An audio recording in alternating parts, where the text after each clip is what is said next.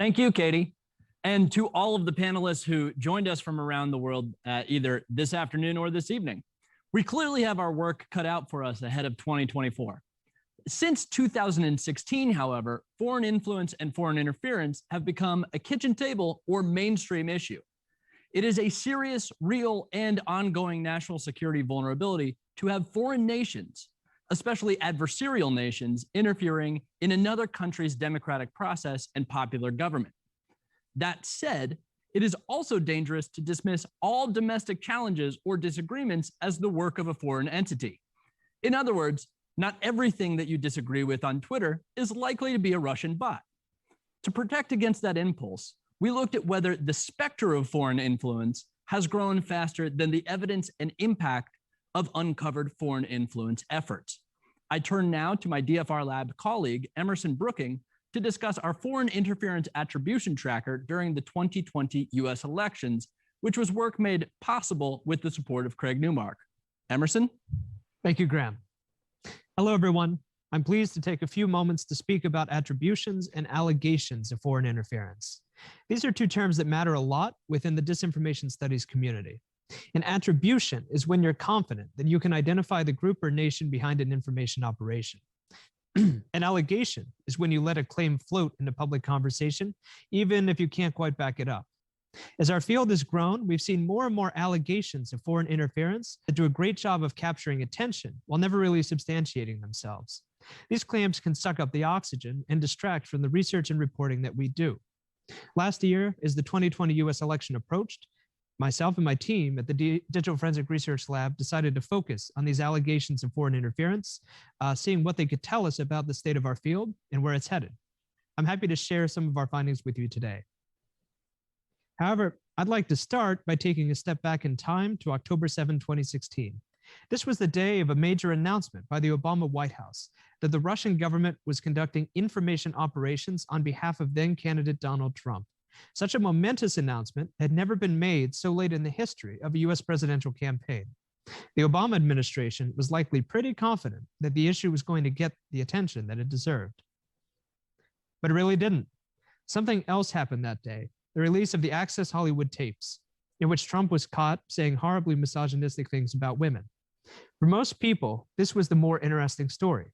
Articles about the White House announcement would pull a respectable 45,000 Facebook shares, but the Access Hollywood story would pull around 450,000 shares.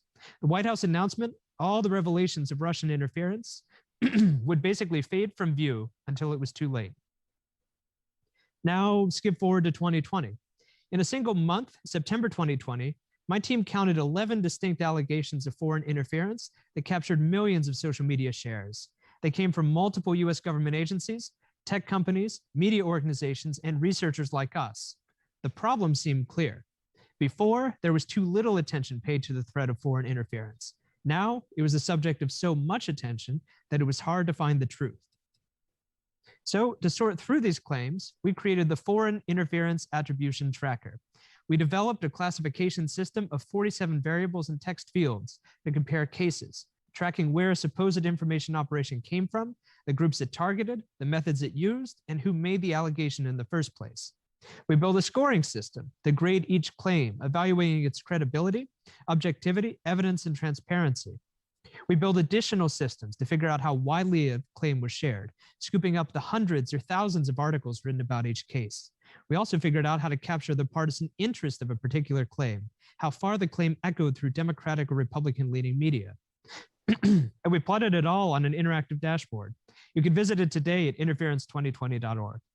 In total, we captured 84 distinct allegations of foreign interference made between the 2018 and 2020 US elections, comprising about 30 million social media shares. I'm here to offer three big takeaways.